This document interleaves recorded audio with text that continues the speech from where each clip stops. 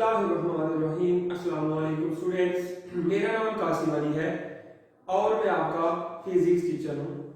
Student, हम अभी first year physics को लेकर चलते आ रहे थे और फर्स्ट ईयर फिजिक्स का चैप्टर नंबर 3 जिसका नाम था मोशन एंड फोर्स, इस चैप्टर को हमने स्टार्ट किया हुआ था और ऑलमोस्ट आधे से ज्यादा चैप्टर जो है वो हमने डिस्कस कर लिया अपनी वीडियोस के अंदर, टॉपिक्स को स्टडी कर लिया हुआ है। ठीक है, प्रीवियस वीडियो सारी इसी के अबाउट थी और जो नेक्स्ट कुछ टॉपिक्स रह गए हुए हैं, इसके लास्ट वाले टॉपिक है वो भी इंशाल्लाह बहुत जल्द आपको वीडियोस की फॉर्म में मिलना स्टार्ट हो जाएंगे। ठीक है, वर्किंग जारी है उनके ऊपर। तो इसमें आज भी जो टॉपिक मैं लेकर आया हूँ, मेरे पास टॉपिक इसी चैप्टर नंबर 3 का टॉपिक है जिसका नाम है मोशन एंड फोर्स। और जो टॉपिक आज के लिए मैंने सिलेक्ट किया है वो टॉपिक मेरे पास आ रहा है मोमेंटम एंड एक्सप्लोसिव फोर्स। ठीक है, मोमेंटम और एक्सप्लोसिव जो फोर्स होती है, धमाकाखेज जो फोर्स होती है, वो इन दोनों का आपस में क्या लिंक है, क्या रिश्ता है, हम इनको आज डिस्कस करेंगे अपनी इस वाली वीडियो में। ठीक है, मोमेंटम क्या है आप पहले से पढ़ के आ चुके हुए हैं। The product of mass and velocity is called momentum. Momentum की इंफॉर्मेशन आपको है, आपके पास मौजूद है, लेकिन एक्सप्लोसिव फोर्स धमाकाखेज फोर्सेस होती है जिसकी वजह से धमाका हो सकता है। इन दोनों का आपस में क्या लिंक है, इसको डिस्कस करेंगे अपनी इस वाली वीडियो के अंदर। ठीक है, इस वाली वीडियो में हम इनको डिस्कस करेंगे। कहते हैं total momentum remains same when momentum changes occur due to explosive force with an isolated system. तो अब मैं आ गया हूं अपने टॉपिक की तरफ। टॉपिक में बताया जा रहा है, कहते हैं the momentum total momentum remains same. Total momentum total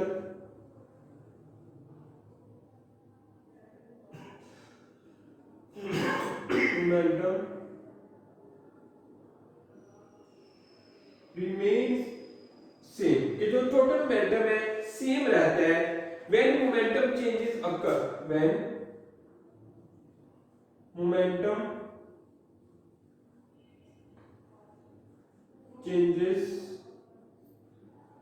अकर, कि जब मोमेंटम चेंजेस होते हैं तो टोटल जो मोमेंटम है वो क्या रहता है, वो सेम रहता है। ठीक है, due to explosive forces, due to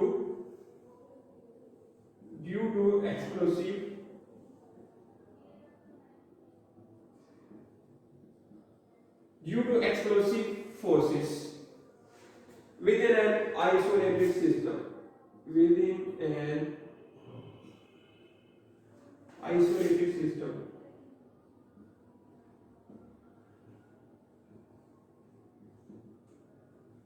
कहते हैं कि जब भी किसी आइसोलेटेड सिस्टम में एक्सप्लोसिव फोर्सेस क्या करती है कि मोमेंटम को चेंज करती है। मोमेंटम में चेंज तो आ जाता है लेकिन टोटल मोमेंटम जो होता है वो रिमेन्स कांस्टेंट, वो कांस्टेंट रहता है, चेंज नहीं होता। क्योंकि आइसोलेटेड सिस्टम है, उसके अंदर जो प्रोसेस है उसके अंदर ही होना है। ठीक है, अंदर ही होने की वजह ये है कि मोमेंटम में चेंज तो आता रहेगा। ठीक है, एक्सप्लोसिव फोर्सेस की वजह से चेंज तो जरूर आ सकता है, लेकिन जो टोटल मिकदार या टोटल मोमेंटम था, ठीक है, वो कंजर्व रहता है, कांस्टेंट रहता है, वो चेंज नहीं होता, मिकदार उसकी सेम रहती है। एग्जांपल्स कहते हैं, एग्जांपल्स क्या होगी इसकी, एग्जांपल्स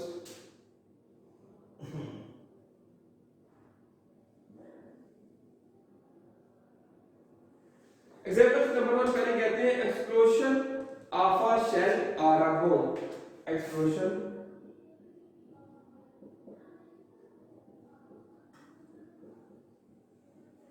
ऑफ अ शेल और अ बॉम्ब। ठीक है, कहते हैं बम, एक जो आपके पास बम या कोई आपके पास शेल होता है, ठीक है, वो फटता है तो क्या होता है, क्या प्रोसेस उसके अंदर पाया जाता है, एक्सप्लोजन ऑफ बॉम्ब और शेल। कहते हैं suppose a bomb is falling in its way it explodes into two pieces. कि आपके पास एक बॉम्ब था, उसको फेंका गया, ऊपर से नीचे आ रहा था, ऊपर से नीचे आते वक्त वो फट गया और फटने के बाद वो दो हिस्सों में डिवाइड हो गया। ठीक है, क्या हुआ कि ऊपर से नीचे एक बम आ रहा था, फेंका गया था और रास्ते में ही वो क्या हुआ, फट गया और फटने के बाद दो हिस्सों में डिवाइड हो गया। ठीक है, suppose a bomb is falling, suppose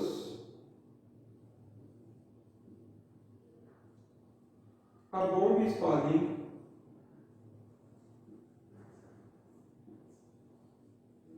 So the bomb is falling in its way.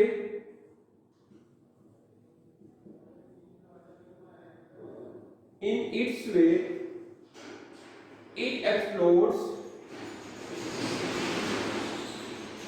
In its way, it explodes and it explodes into pieces. Explodes into pieces. ठीक है, ऊपर से नीचे आ रहा था, फट गया आते वक्त और दो हिस्सों में डिवाइड हो गया. The momentum of the bomb fragment combined by vector addition is equal to the original momentum of falling bomb. ठीक है, कहते हैं कि the momentum of the bomb fragment, कि जो bomb के fragment से उसके पास से उनका momentum is combined इकट्ठा हो सकता है, इकट्ठा किया जाता है by vector addition in equal to the original momentum. vector addition की मदद से उसका जो combined momentum था वो क्या, जो उसका momentum था उसको क्या किया जाता है, उसको combine किया जाता है. कहती है the momentum of the bomb, the momentum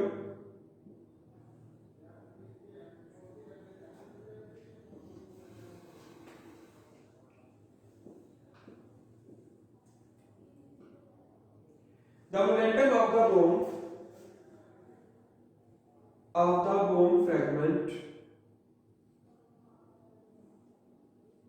ठीक है, the momentum of bomb fragment combined by vector addition, combined by vector addition, ठीक है, वेक्टर को मोमेंटम को कैसे कंबाइन किया जाता है, by vector addition to the original momentum, to the original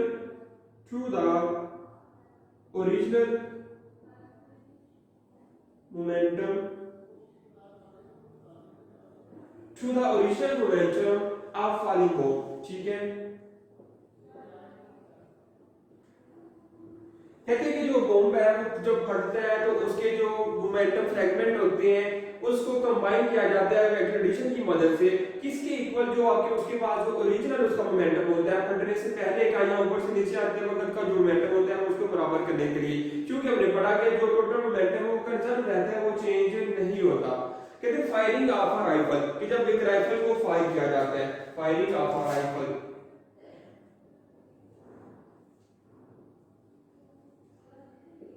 firing of a rifle,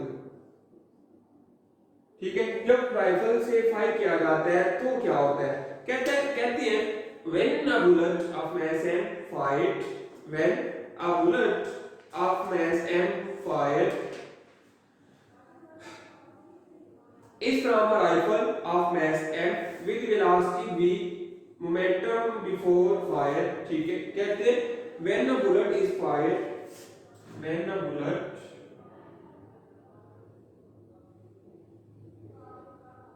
of mass m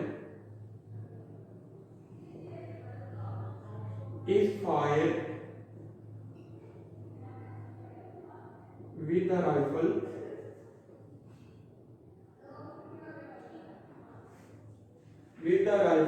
ठीक है, with a rifle of mass m.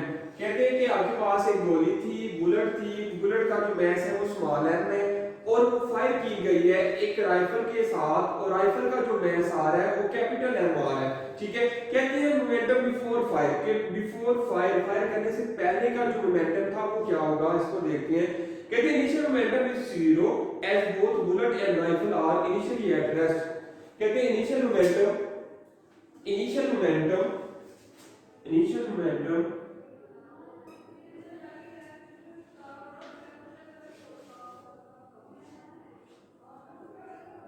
is 0 because this time both bullet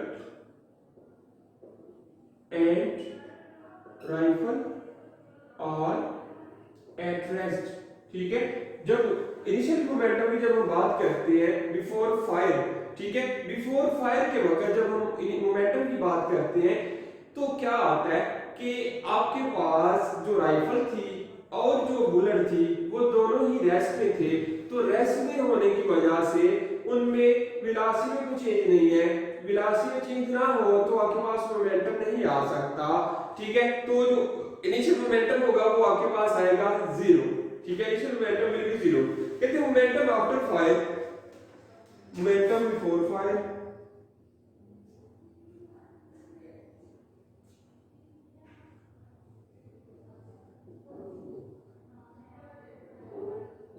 आगे momentum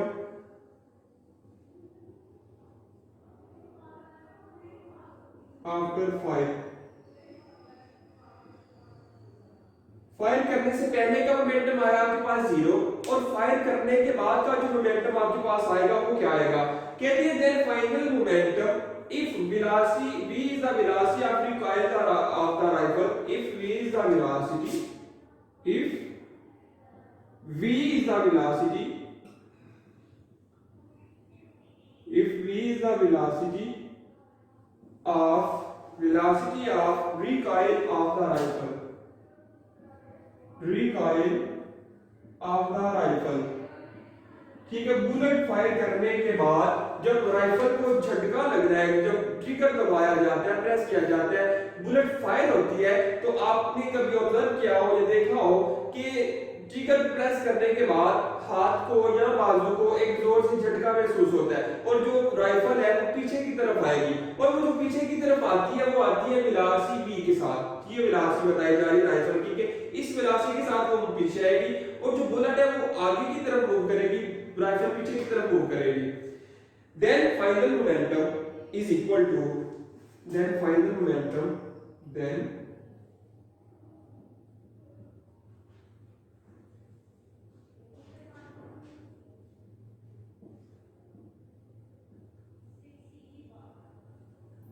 then final momentum is equal to क्या होगा, final momentum is equal to mv, ठीक है। Final momentum जो आपके पास आएगा वो आ रहा है mv small plus m small m into v plus capital M into v prime, और ये जो v प्राइम आ रहा है ये वेलोसिटी आ रही है राइफल की, और जो सिंपल v आ रहा है वो वेलोसिटी आ रही है बुलेट की, और जो स्मॉल m है वो स्मॉल m और सिंपल वेलोसिटी ये बुलेट के लिए आ रहे हैं, कैपिटल M और v प्राइम भी आपके पास आ रहे हैं राइफल के लिए, ठीक है। ये भी आपने बात याद रखनी है, ठीक है, बात ध्यान में रखनी है।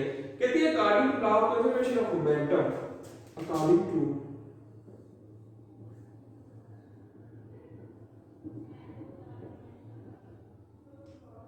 लॉ ऑफ कंजर्वेशन,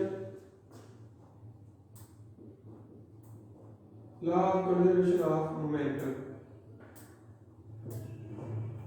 ठीक है। According to Newton's law of conservation of momentum कहते हैं वो क्या आपके पास आएगा, momentum before fire is equal to momentum after fire, ठीक है। क्या आएगा, मोमेंटम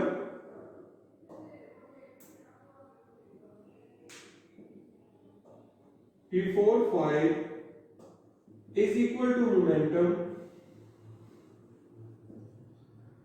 आफ्टर फायर,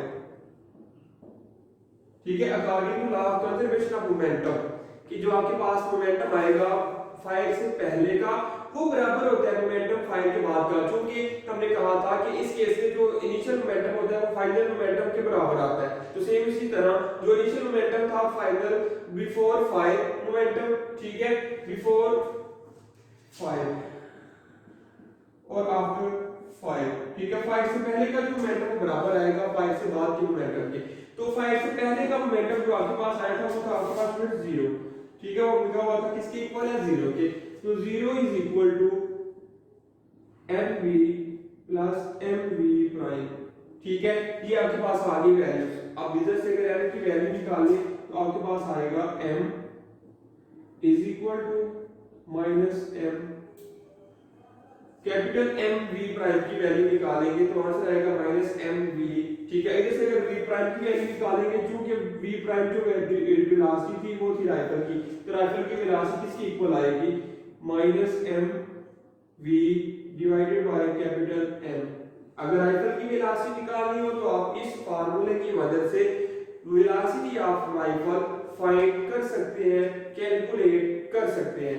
ठीक है स्टूडेंट, अब कहते हैं which is the velocity of recoil of the rifle, which is the velocity,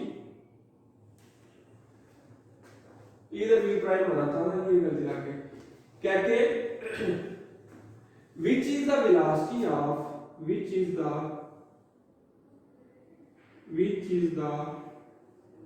velocity of recoil of rifle, ठीक है, this is the velocity of recoil of rifle. Rifle को recoil करने की ये velocity, since mass of rifle is very much greater, since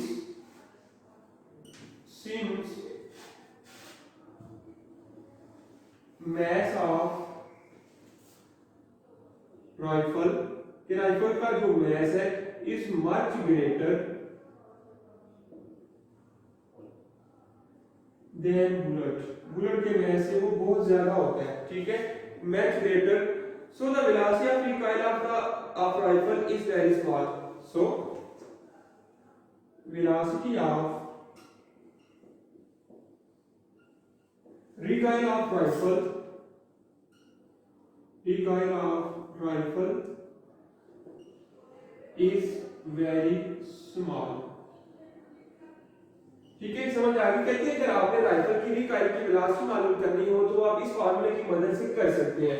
ये आपके पास formula आ गया, v prime is equal to mass of bullet multiply by velocity of bullet divided by mass of rifle, और ये नेगेटिव इनका रिलेशन आता है, expression आता है, क्योंकि जो राइफल है वो बैकवर्ड जाती है, आगे की तरफ नहीं, फॉरवर्ड नहीं, बल्कि वो बैकवर्ड धक्का खा के पीछे की तरफ जाती है।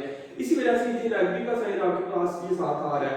कहते हैं कि जो राइफल है उसकी जो वेलोसिटी इसके जरिए मालूम तो की जा सकती है, लेकिन एक बात आपने ज़हन नशीन करनी है कि जो राइफल है उसका जो मास है एज कंपेयर टू बुलेट वो बहुत ही ज्यादा होता है, ठीक है, राइफल एक बड़ी राइफल होती है और बुलेट उसका मास काफी ज्यादा होता है, हैवी होती है, वजनी होती है, लेकिन बुलेट की बात करें इतनी सी ले लें उसका वजन तो बिल्कुल कम हो रहा है कंपेयर टू बुलेट, ठीक है। तो कहते हैं कि राइफल का जो वजन ज्यादा होने की वजह से क्या होता है कि उसकी जो वेलोसिटी वो बहुत कम होती है, इस वजह से थोड़ा सा धचका लगता है और हमारा बाजू या हाथ पीछे की तरफ आता है, लेकिन जो बुलेट है उसका मास बहुत कम है, बहुत कम होने की वजह से क्या होता है कि उसकी जो वेलोसिटी है वो बहुत ज्यादा होती है। ये दोनों में इनवर्स रिलेशन है, वेलोसिटी ज्यादा है राइफल की, सॉरी मास ज्यादा राइफल का, उसकी वेलोसिटी कम होगी। बुलेट का मास कम है लेकिन उसकी वेलोसिटी क्या होगी, वो ज्यादा होगी। ठीक है स्टूडेंट्स, ये टॉपिक था हमारे पास आज का, जिसका नाम था मोमेंटम एंड एक्सप्लोसिव फोर्सेस। इन दोनों मोमेंटम को, एक्सप्लोसिव फोर्सेस को हमने डिस्कस कर लिया डिटेल के साथ, एंड आई होप कि आपको इसका जो कॉन्सेप्ट था वो भी समझ में आ गया। ठीक है, कुछ कंफ्यूजन नहीं थी। हमने कहा कि जो मोमेंटम है किसी भी सिस्टम का वो कांस्टेंट रहता है, ठीक है, अगर तो मोमेंटम में चेंजिंग होती रहे फिर भी वो चेंज नहीं होगा, टोटल मोमेंटम कांस्टेंट रहेगा आइसोलेटेड सिस्टम के अंदर। फिर एक एग्जांपल देखिए, एक्सप्लोजन ऑफ शेल और अ बॉम्ब, जब एक बॉम्ब या एक शेल पड़ता है तब क्या होता है। फिर फायरिंग ऑफ अ राइफल की, जब किसी राइफल से फायर किया जाता है तब ये क्या प्रोसेस आता है, ये सारा कुछ हमने डिटेल के साथ डिस्कस किया। एंड आई होप कि इसके पीछे जो कॉन्सेप्ट था आपको वो सारा कॉन्सेप्ट समझ में भी आ गया होगा और आपको याद भी हो गया होगा। ठीक है, तो स्टूडेंट आज की इस वीडियो के लिए यहाँ तक ही काफी है। हम मिलेंगे अपनी एक नेक्स्ट वीडियो में अपने एक न्यू टॉपिक के साथ, तब तक के लिए मुझे इजाजत दीजिएगा। अल्लाह हाफिज।